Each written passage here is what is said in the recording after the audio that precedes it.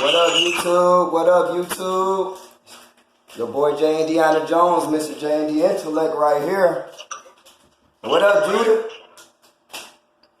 Alright, what's good, Bobo? Alright, yo, we on tonight. Alright, so what I'm going to do is I'm going to mute you for 1 second and then go in. For sure. We're going to play this clip, alright? For sure. Alright, y'all pay attention to this clip. Alright. Pay attention to this clip. Alright. Peace, love, and light, family. Peace, love, and light. We back with a powerful podcast, man. As you can see, I got my boy J-Indy Intellect, yo. We're going to talk about a couple topics today, man. You know, he's been getting a lot of, he's been getting a lot of, comments and stuff, a lot of views on a topic that he was talking about recently, and this was about Johnathan Issac, okay, and the fact that Johnathan Issac was one of the only players to stand up during the national anthem, okay? Johnathan Issac he comes down from African and indigenous descent. All right, I think he's Puerto Rican or something, but that's still linked into indigenous American or you're African. You feel me? So he was one of the only ones to not take a knee. You know, and it made a lot of conscious people mad. You feel me? And there's just, the community is going hard on Johnathan right now. Like, yo, brother, why wouldn't you take a knee? There's a movement going on. You got the ancestors. You got the ancestors working right now, trying to, just connect us with equality and have black people have the same rights as other races. So you got a real spiritual movement right now. And the fact that this brother stood up, when he should have just took a knee, you feel me? It's making a lot of people mad. So what Johnathan Issac pretty much said was, he's with the national anthem. So we're going to break this shit down, family. We're gonna go into the origins of the national anthem. And we also going to talk about the Harlem fighters, okay? The Harlem Hellfighters, all right? It was a group of black men that fought in the First World War, all right? And they didn't even get any real credit until damn near 100 years later, okay? These motherfuckers, we're going to talk about it, all right? But let me introduce you into my boy J-Indy Intellect. Let him get on here and say his piece. Let him know where you can, let the people know where they can find you at, brother. And, let people know what's going on and what we're going to talk about tonight, man. Hold on, let me unmute my brother real quick. Let me put on the blue blockers, too, bro. Hey. We're doing the blue blockers, man. Hey. What's happening? What's happening, y'all? It's your boy, Mr. J&D Jones, Mr. J&D Intellect. And, man, I did this video on Johnathan Issac, and at the same time, if by y'all watching me on here, I'm also on here. So I'm on two different shows at the same time. So if I'm not looking or if I'm doing something indirectly, just understand that much. But beyond that point, yeah, Johnathan Judah Issac. That's his middle name, Judah. His name is Judah? Yeah, I know. You were saying that in your video. And actually, I should just refer to him as minister, because I'm pretty sure this is a great opportunity for him to definitely get into that trade of be more into the community as being a minister, you know what I'm saying, in the church and all that stuff. You know what I'm saying? Due to the point that he's no longer able to stand. So, by that being the situation. But yeah, I got a lot of dislikes. I mean, basically just about 1,000. I'm pretty sure I'm at 1,000 dislikes now, because yesterday I was at 900 some dislikes. At 5 videos I made total. Made 5 total videos. The first 2 videos went crazy.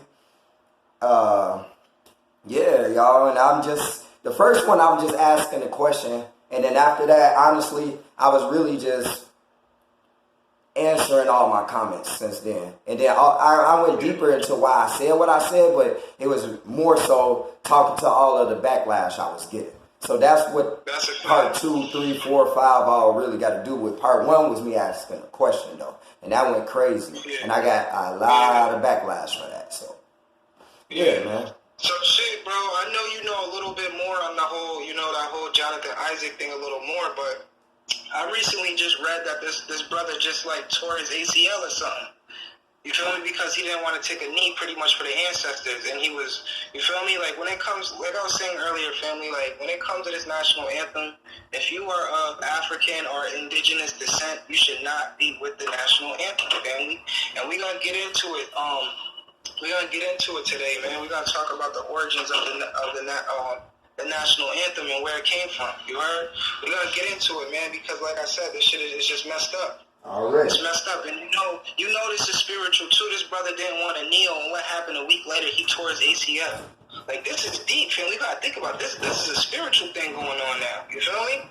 You feel me, J-Indy? You still there? Yeah, I feel you, bro. I'm here. What I'm gonna do, man? All right, what I'm gonna do is for all y'all niggas who still standing for the national anthem. Yeah. We're going to talk a little bit about the Harlem Hellfighters, okay? Because that's some history that a lot of y'all niggas, y'all forgot about, okay? White people, too, all right? You had a group of black niggas who literally helped win the First World War.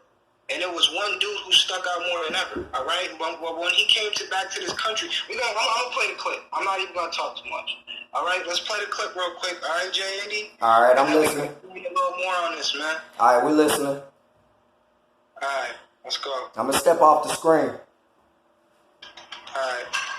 The Harlem Hellfighters was a regiment of New York National Guardsmen in the First World War.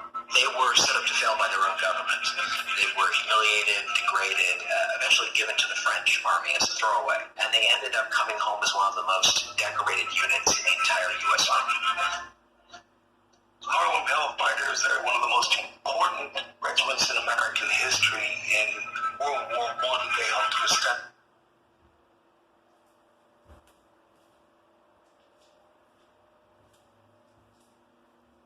I don't hear nothing, bro.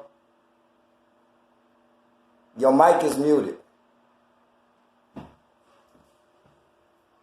Yo, Judah.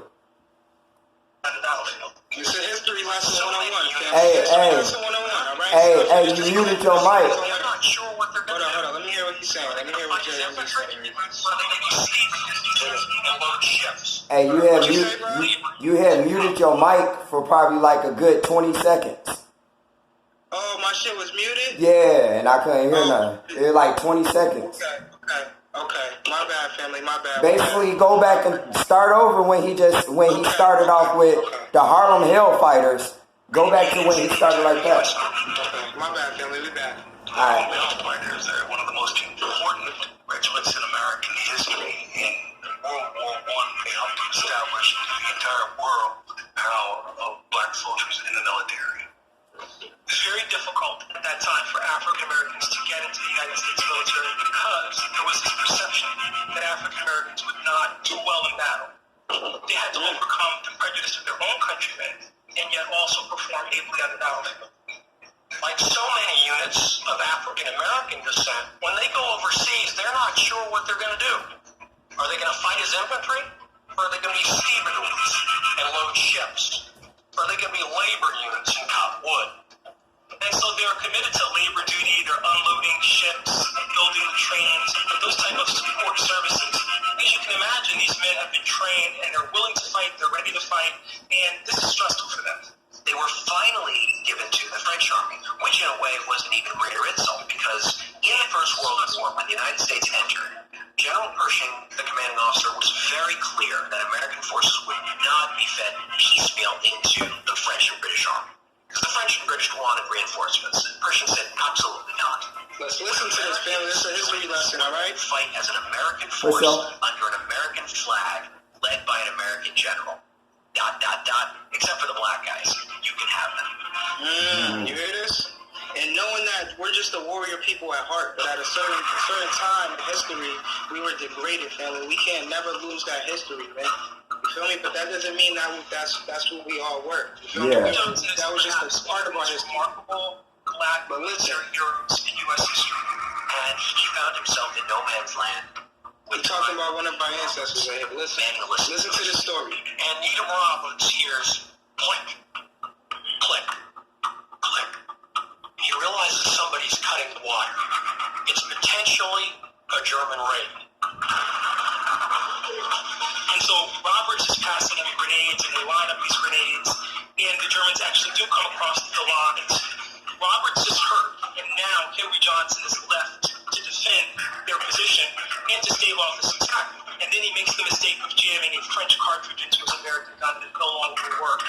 the Germans are on top of him. He then used his rifle like a club, and then he ended up fighting with a knife against the Kaiser's best and turned them. He's wounded in the fray. He's struck, for example, in the foot and has a debilitating injury as a result. And he fights them off, he says, for what seemed like an hour. The Germans ran shrieking into the night, all because of one man. One black man. Okay? Now, let me let this play a little more, and then we're going to go on. The next morning that people realized what a tremendous act this was. They discovered 4 bodies of dead German soldiers. And they also realized from the equipment and other things that are left behind that as many as 30 may have been involved in this altercation. As soon as he drove off those Germans, the French awarded him the belonging here. A great honor. Unfortunately, it took about 75 years for the U.S. government to give him the Legion of Merit. Had he been white, he would have walked out of that war with the Medal of Honor. You hear this, family?